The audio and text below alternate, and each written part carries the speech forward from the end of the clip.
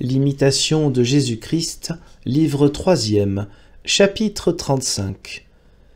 Que durant cette vie, on n'est point en sûreté contre les tentations. Jésus-Christ. Mon fils, il n'y a point d'assurance pour vous en cette vie, mais tant que vous vivrez, il vous faudra toujours recourir aux armes spirituelles. Vous êtes environné d'ennemis qui vous attaquent à droite et à gauche. Si donc vous ne vous couvrez pas de toutes parts du bouclier de la patience, vous ne serez pas longtemps sans être blessé. De plus, si vous ne fixez pas en moi votre cœur, avec une volonté pure de tout souffrir pour moi, vous ne pourrez soutenir l'ardeur de ce combat, ni acquérir la couronne des bienheureux.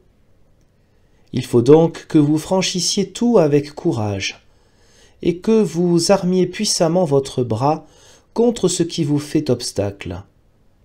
Car la manne est donnée aux victorieux, Apocalypse 2, 17, et une extrême misère est le partage des lâches. Si vous recherchez du repos en cette vie, comment arriverez-vous un jour au repos éternel? Ne faites pas fond, ici-bas, sur un grand repos, mais sur une grande patience. Cherchez la vraie paix, non sur la terre, mais dans le ciel. Non parmi les hommes et les autres créatures, mais en Dieu seul. Vous devez tout souffrir de bon cœur pour l'amour de Dieu. Travaux, douleurs, tentations, persécutions, ennuis, pauvreté, maladie, injures, médisance, réprimande, humiliation, confusion, corrections et mépris. C'est là ce qui sert pour la vertu. C'est ce qui éprouve un nouveau soldat de Jésus-Christ. C'est ce qui forme la couronne du ciel. Je rendrai, pour un travail court, une récompense éternelle, et une gloire infinie pour une confusion passagère. Croyez-vous toujours avoir à souhait les consolations spirituelles? Mes saints ne les ont pas toujours eues.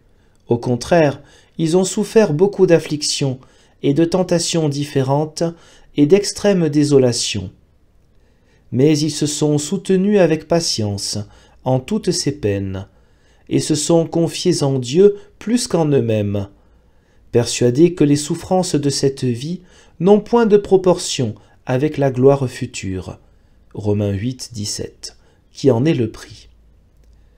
Voulez-vous avoir tout d'un coup ce que plusieurs ont à peine obtenu après beaucoup de larmes et de grands travaux?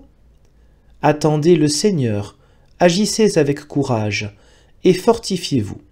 Psaume 20, verset 20. Gardez-vous de vous défier et de quitter prise. Mais exposez constamment votre corps et votre âme pour la gloire de Dieu. Je vous le rendrai dans la plénitude, et je serai avec vous dans toutes vos afflictions. Psaume 90, 15.